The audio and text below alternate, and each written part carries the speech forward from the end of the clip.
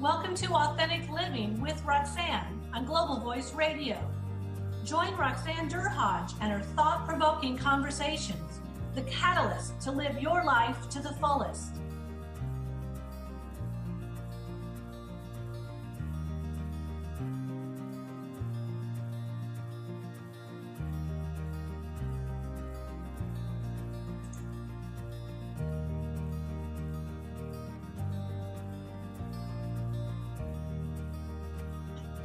Hi everyone, it's Roxanne Durhodge again, Roxanne with Living Authentically.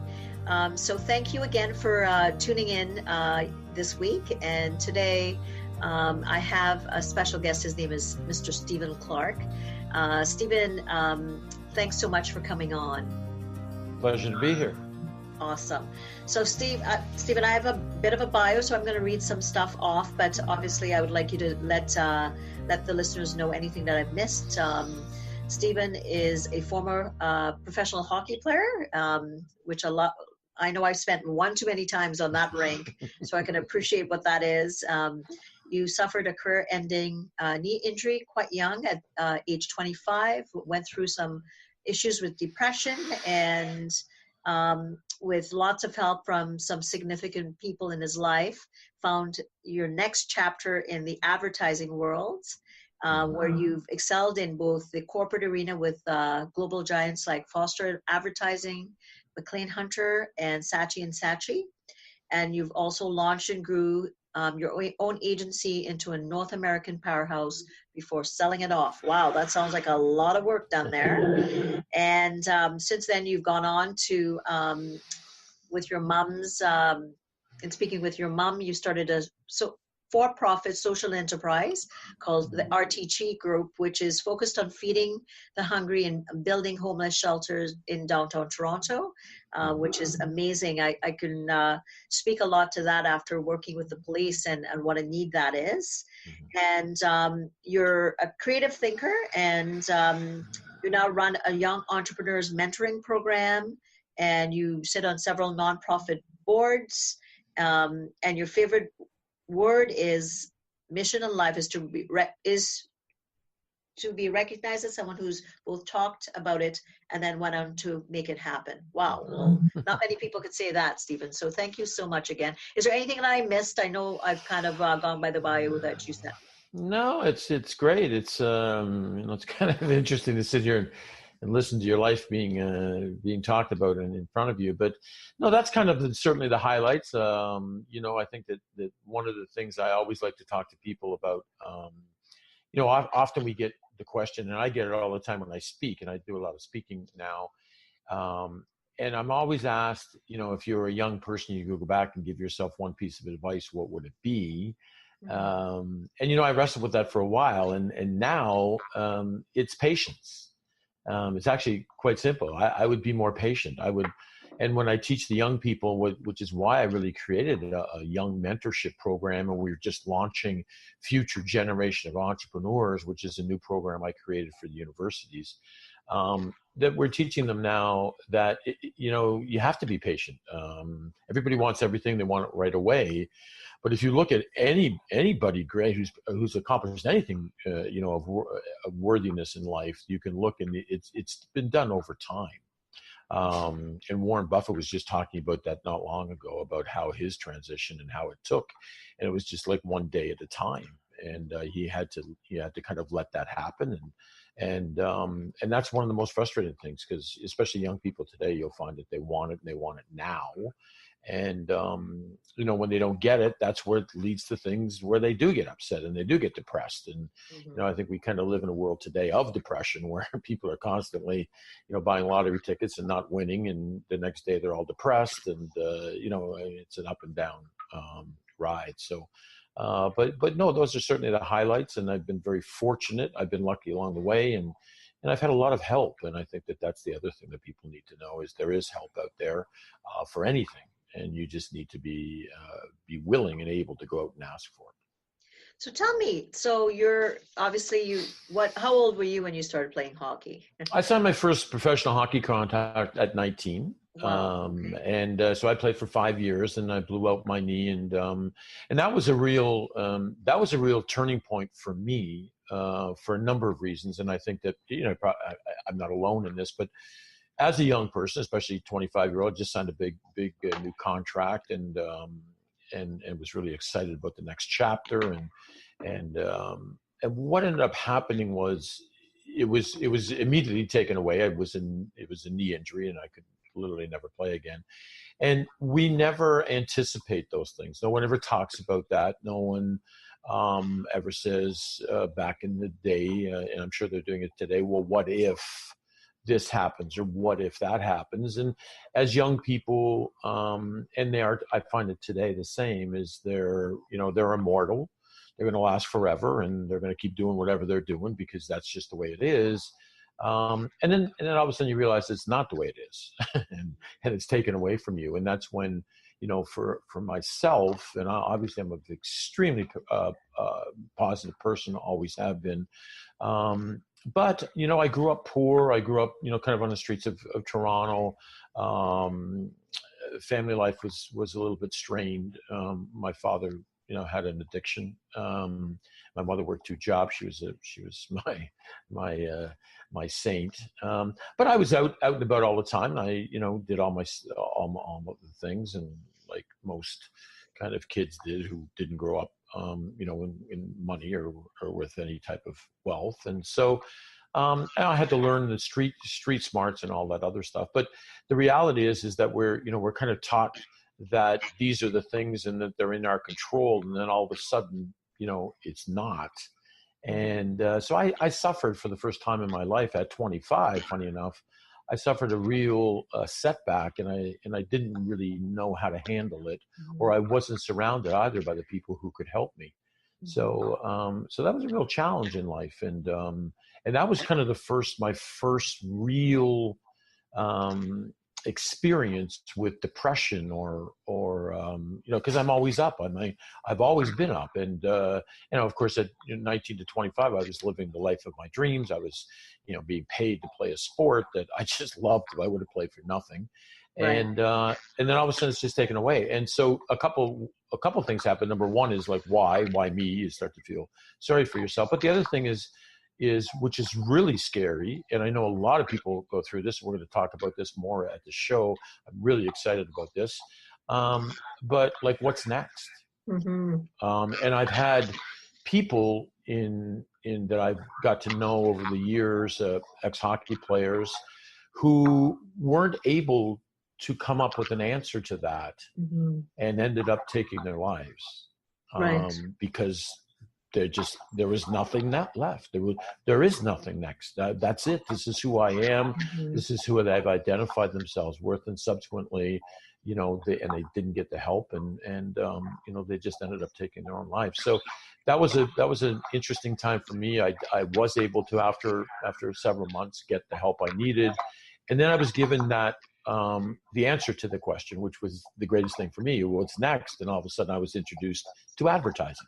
Mm-hmm. And I loved it. It was a new passion, and all of a sudden, very quickly, I forgot about hockey, and I just realized that and I guess the strength of my mind was just able to say, well, that's done.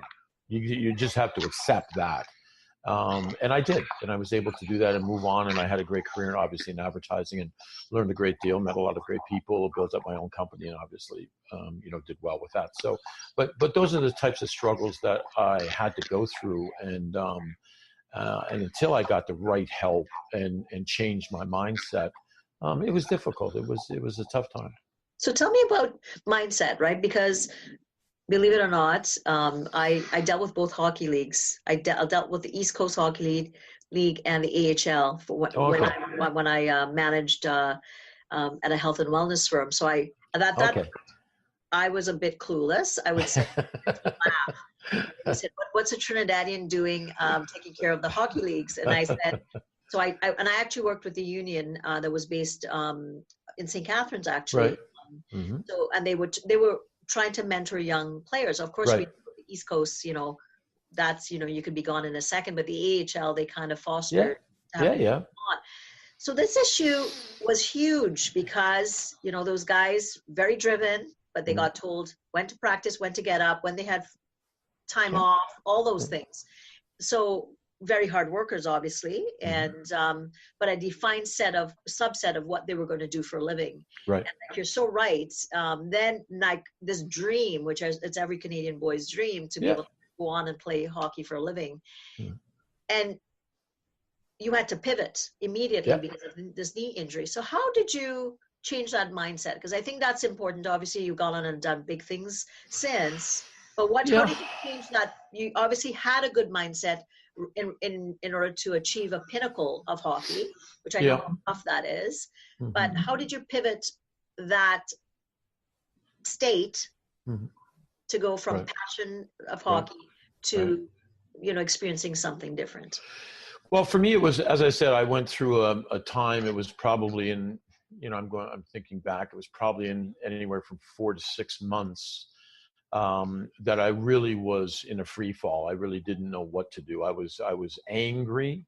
I went through all the typical things, and you're certainly aware of them. I was very angry and why this would happen to me. I took it out on on booze and drugs and everything else. And I couldn't really come to terms with that. What ended up happening for me, there was a point where, and it was probably the lowest point, where I ended up, in a very uncomfortable position. And a fellow reached out who knew me.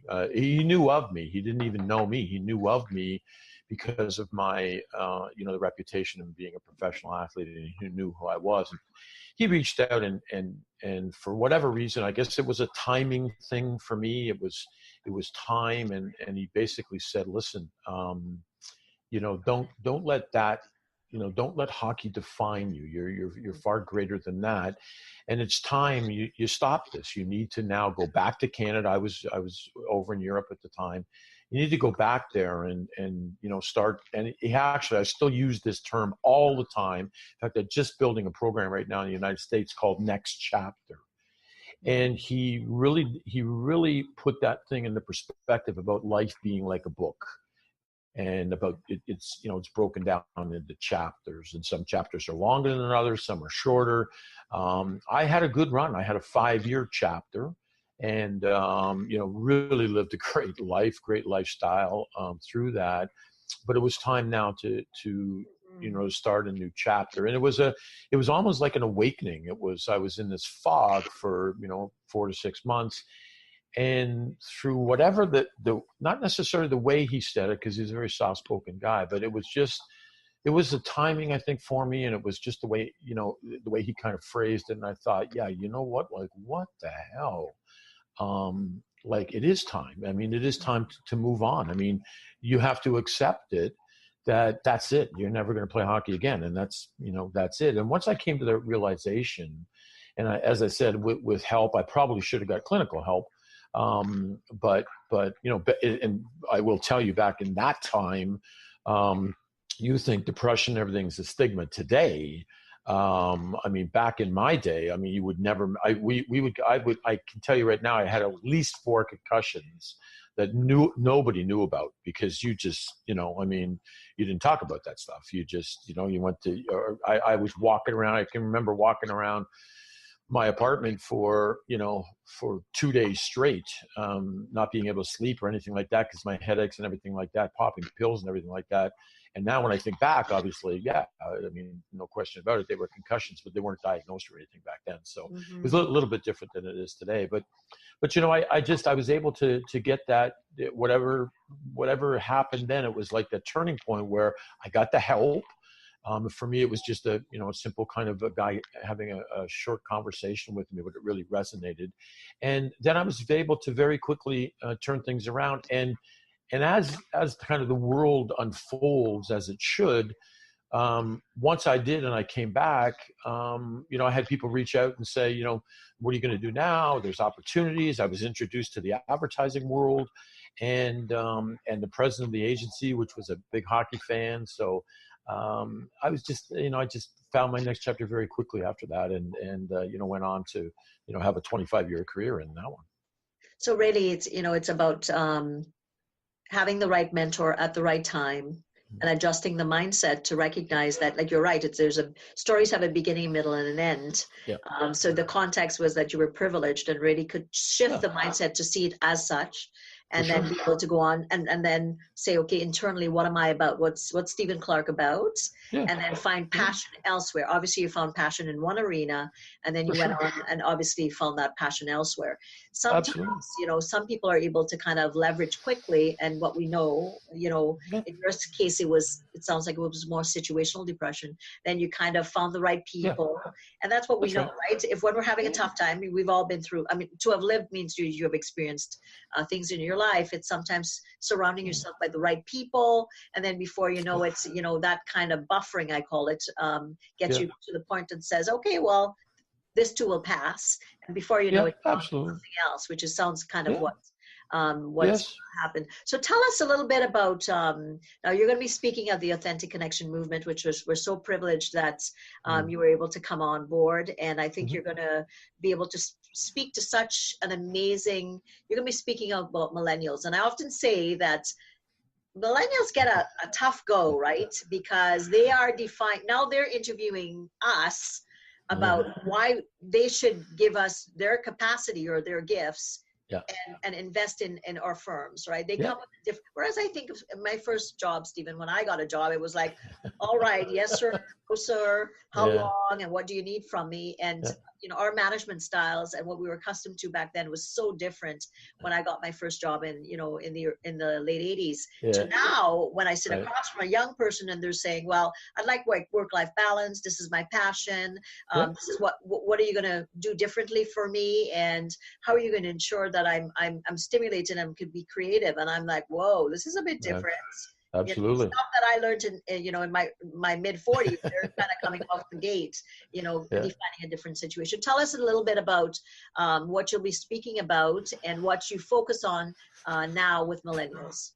Right. So I created, kind of came out of retirement. I after selling and doing a stint with Saatchi and Saatchi, actually. My wife and I went down to Scottsdale, and we kind of decided we were looking for what we would do next, our next chapter. And of course all the ex-hockey players are down there. So I was able to reconnect with a bunch of guys. And, but when we really couldn't figure out what that was going to be, I've always been asked by all my mentors, funny enough, and I've had some big ones, Stephen Covey, Brian Tracy, Tony Robbins. They've always asked when we're, especially when we're starting, like, what is it that you would like to see on your tombstone? I mean, first of all, I hate that question, but anyway, it's just like, I don't want to talk about that, but I used to instinctively say that he made a difference in the world. That's what, if anything else, that's what I would like to be remembered for. And of course, challenging you, of course, they would say, have you? And again, instinctively, I would say, well, yes, I have. I've always contributed to charities. I've been on the boards. I mean, I've done this, and yes, I have. But always, every single time, there would be something inside of me saying, it would literally, I could almost hear it saying, yeah, but you can do more. You can do more. And so, I dismissed that back in the day, because I was busy doing all these other things. But now, this little voice was back again saying that you can do more. You can truly make a difference. And I couldn't really figure out what that was. And so we traveled around a bit and did a few different things. And I was speaking a little bit with Brian, Tracy, and a few other people, and realized that wasn't really going to be it. Came back, and so I went to my mother, as we often do. And I said, Mom, like, what would you like me to do?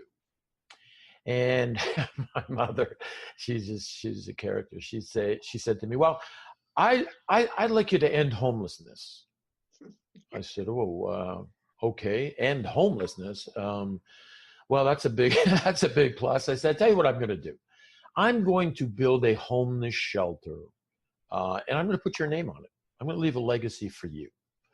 And of course, that obviously made her really happy. And so on the way home, my wife had reminded me that, and by the way, I've been studying millennials for 15 years because I've always studied future trends. And she reminded me of two things. Number one is every time I was on a board of a charity or a nonprofit, I used to say, guys, we need to change our model because we're not offering enough transparency, which is something millennials insist on. And we're not making it enough about the people who are writing the checks, who are giving us the money. And we need to be a little more creative and come up with a new model, or at least change the current one. Of course, that was met with resistance. Well, this is the way it's done.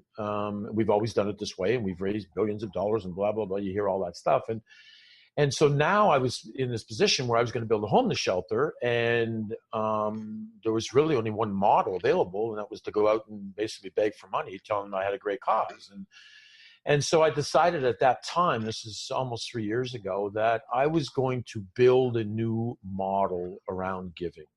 And it was going to be built on the future and really built on the needs and wants of the millennials and the Zeds, because I was already studying them. And so we built this new model, and we launched, 2.5 years ago, a company called RTG Group. RTG it stands for Receiving Through Giving. And the model is all built around ensuring that every touch point, every single person wins more than they put in. And we offer full transparency. But unlike the new models of today, it's not necessarily disruptive because it's very collaborative. So some of our charities right now, or our biggest partners, are actual charities where we work together. So one of the things I'm going to talk about is the need for collaboration, the need to understand the millennials better. First of all, I love the millennials. I think their mindset is great. I know that there are two different types that people talk about when they talk about the narcissistic and the self-serving, and they do this and it's all about them and blah, blah, blah. There's also another, the other side to that is where 62% of graduating students today want to become entrepreneurs. There's this entrepreneurial passion, which millennials have and Zeds have it coming up now. And this is a great thing because this is wonderful. They do leave jobs every 2.5 years, but you'll notice that they don't leave jobs like Google or Facebook or, those companies. They don't leave those every 2.5 years because they're engaged and those companies make it about them and they do the things necessary. So, our model is really working with companies and helping them millennialize their organizations, but at the same time doing good, giving back, building stronger emotional connections with brands. And so those are the types of things that we're going to talk about. And also the fact that in North America, we have close to 50 million people that go hungry every day, which I think is just blows me away every time I hear it. We can do something about that. We need to put an end to that because, quite frankly, food, water, and shelter are three fundamental, necessities that everybody not only needs but should have. And so we want to, our mission over the last chapter probably of our life now will be to ensure that happens. And certainly we'll start in North America, but we plan to take it global. And that's what RTG is all about. And that's what we'll be talking about, that and how kind of overcoming some of these things, because now we are focused on our homeless shelter, which will start hopefully in the spring of next year.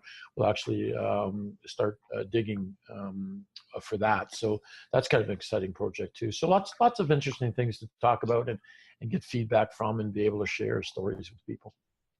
What an amazing thing to be able to, what a smart mom, to be able to see that legacy, right? But because you're so right, like, myself growing up in the Caribbean, I didn't see the poverty as we did, but in a different way. Right. And my parents always, we would go and, they would call it the powerhouse back in Trinidad, but they would, we would cook meals and then we would put things together and they would take us and we would hand them out. Yeah. And when I worked with the Metro Toronto Police as part of victim services back in 90.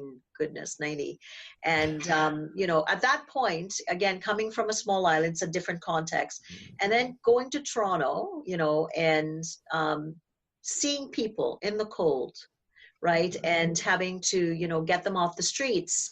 And then back then, Stephen, in 1990, 1989, we couldn't find spaces for people way back then. So what a gift that you'll be giving to Toronto, because, and then, there was defined, it has to be this person. And then we barely find shelters for males. Yeah. For some reason, we could find it for females, but not for males.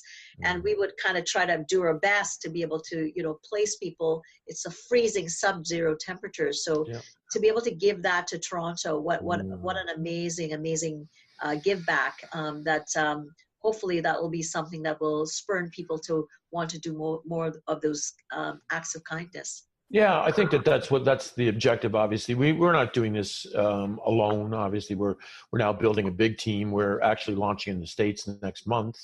In New York will be our first office, and so we've got a lot of people now. And the model, for the first couple of years, really, almost actually for the first 2.5 years since we started, has really been misunderstood. So, we get lumped into charity and all these different things.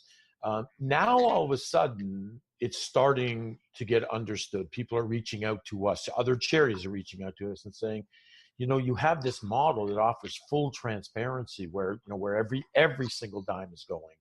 And you have also a model where you can give back to every donor far more than they're putting in. So they're winning more than they win more than they put in. So we would like to partner up with you if there's a way for us to win as well, which of course there is. So now we're building some really great programs. One of them, which we're really excited about, and we haven't really announced it officially, but we will next month probably, is called Second Chances, which is in partnership with John Howard Society. And we're taking formerly incarcerated people, and we're giving them full sales and marketing training by some of the top trainers in Canada.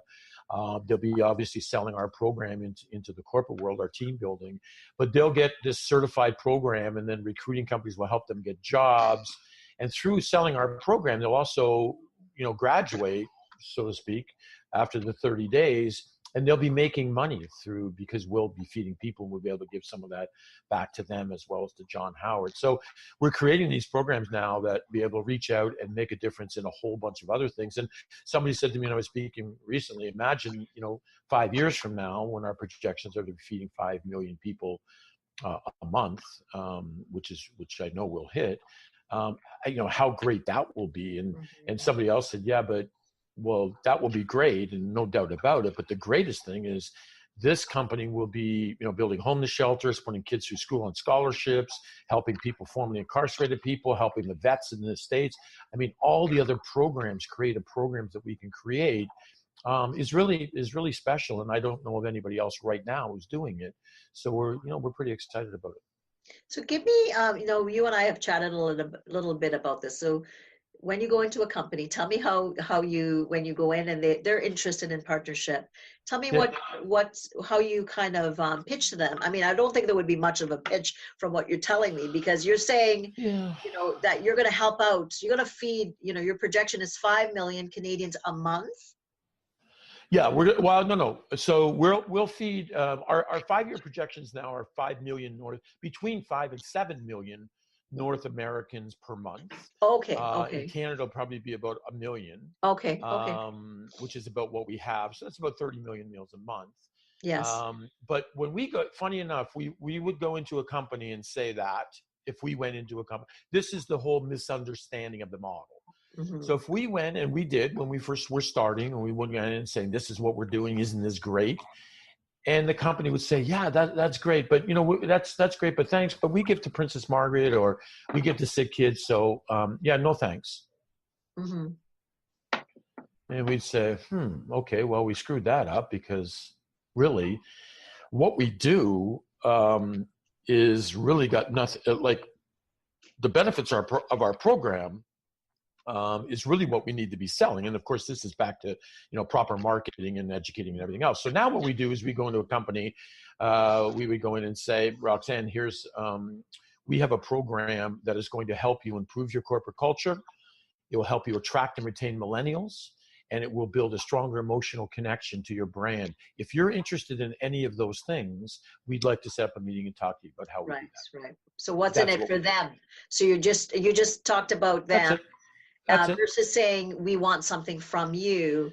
These are the benefits. It's a win-win. Sure. On both ends. The relevance of how is very low on the totem pole. You got to always push. I mean, Apple is great at this, right? They talk about all the benefits and everything, and then at the end is, hey, you want to buy a phone, right? I mean, it's not about the phone. It's about all the things that it can do, the magic, the phone, the camera, the this, the that. Look at all these great things. Oh, hey, you want to buy one, right? Right. So we're doing that now. And so we really focus on that. And we know that our team building program, which is what we do, which is how we do it. The how is we go in, we divide them up on the teams, we set the goals, we get them all working together, and we challenge each team to see which team can feed the most. And we have this, over 3-week period.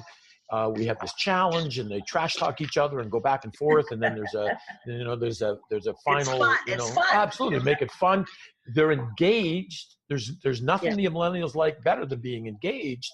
And at the end of the day, for example, in this program we have called Graduate Debt Free, we go in, which we're actually just launching. We launched last week in Kitchener. We had a conversation with the mayor there, and we're very excited about that. But so any company that does our program, we go in, we do this.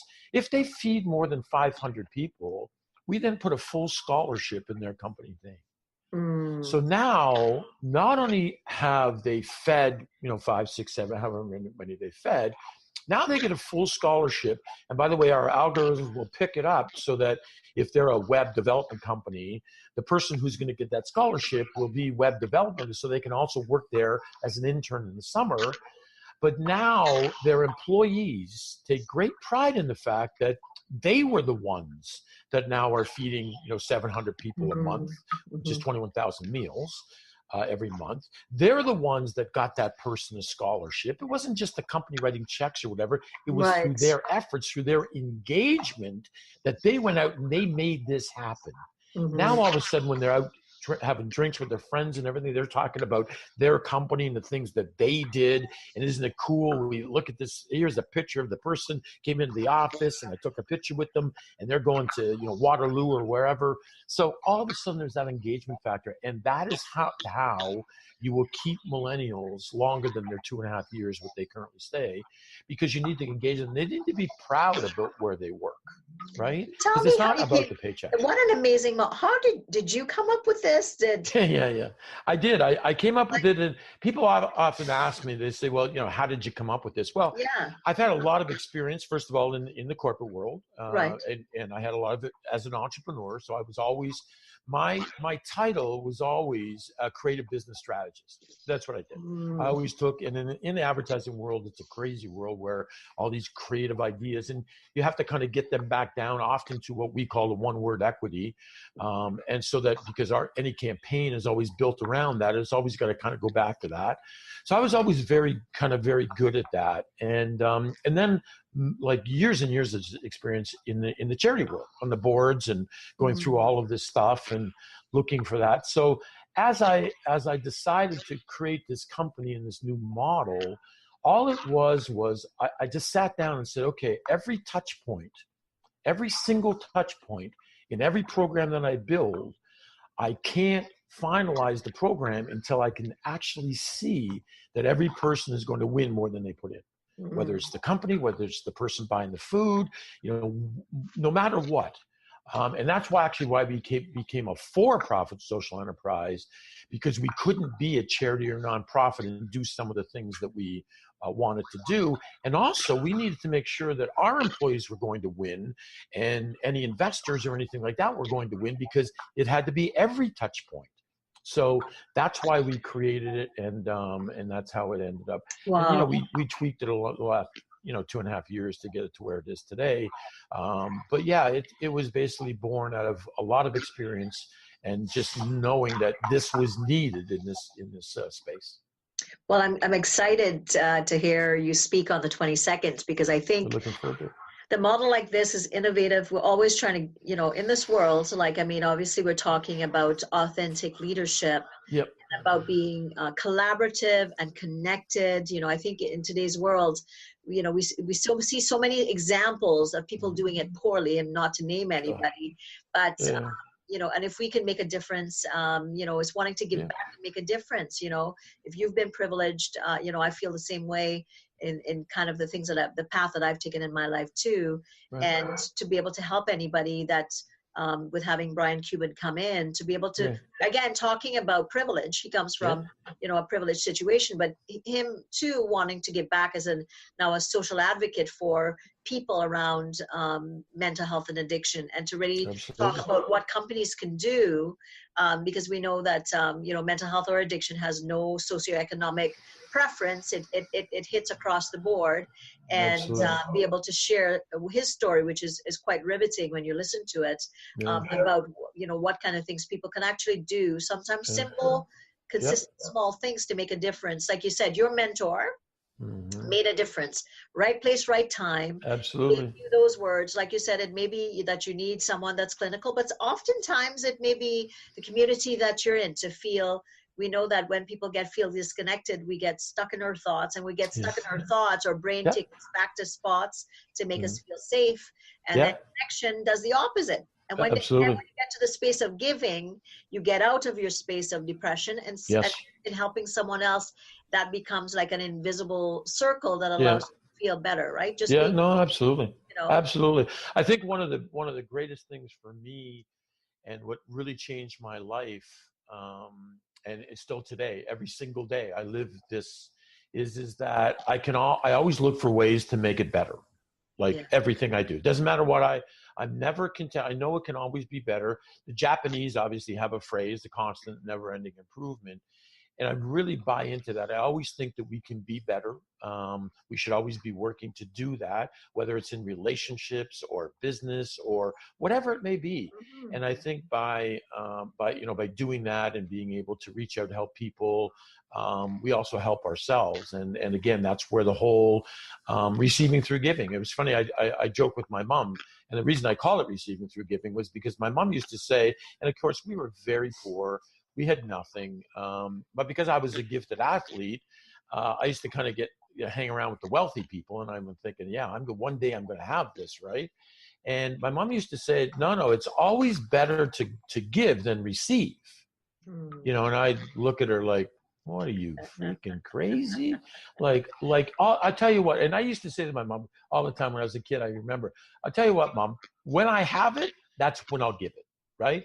I'm focusing on getting it, right? And she'd say, no. And this is a little lady who had no money, rough life. And she'd say, no, it's always better to give, and you give and you'll receive. And so I joked with her after she said this, and I came back about 2 weeks later, and I said, okay, I'm going to start a company, and I'm calling it RTG Group. And, what do you think that stands for? And she's like, I don't know. It stands for receiving through giving.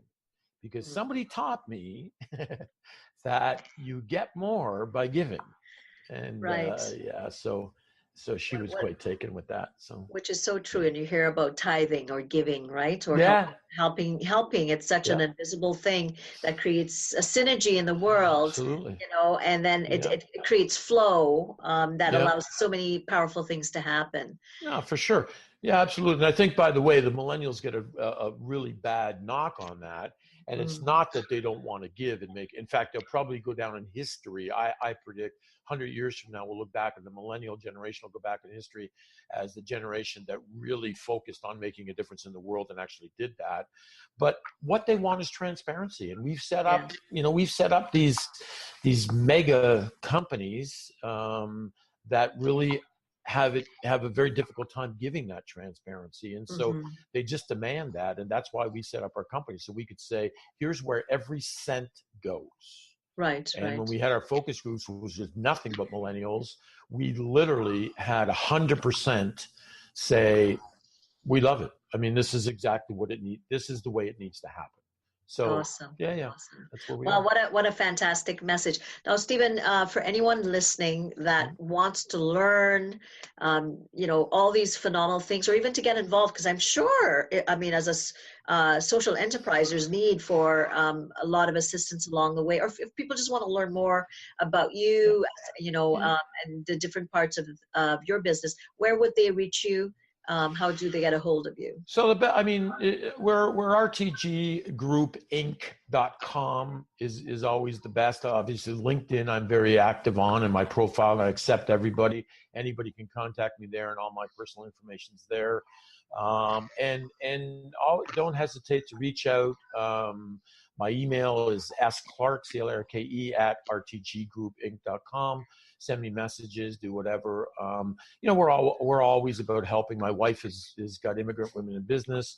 I know you'll be talking to her later. She's got an unbelievable group, and she's got a bigger heart than I do, which is fabulous. So we're always about helping others, and I think that's really how we get inspired and everything else by doing that. So yeah, don't hesitate to reach out. And I look forward to seeing everybody on the 22nd.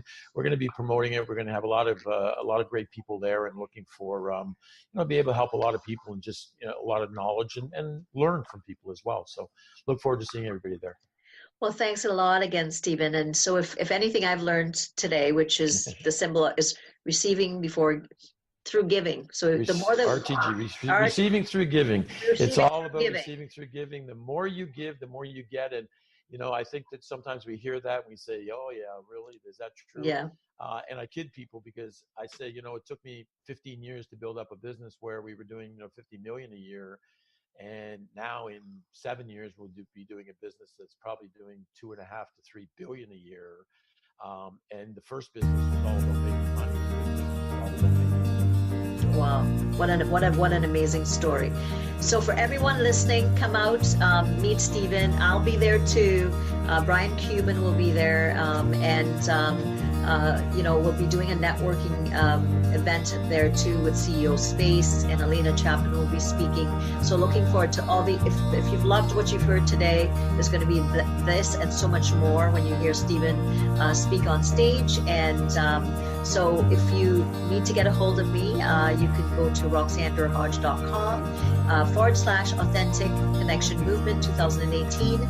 The link for the event will be right under the podcast in the event page. And if you need anything at all, please feel free to give me a ring. Okay, take care, everyone. We'll chat with you next week.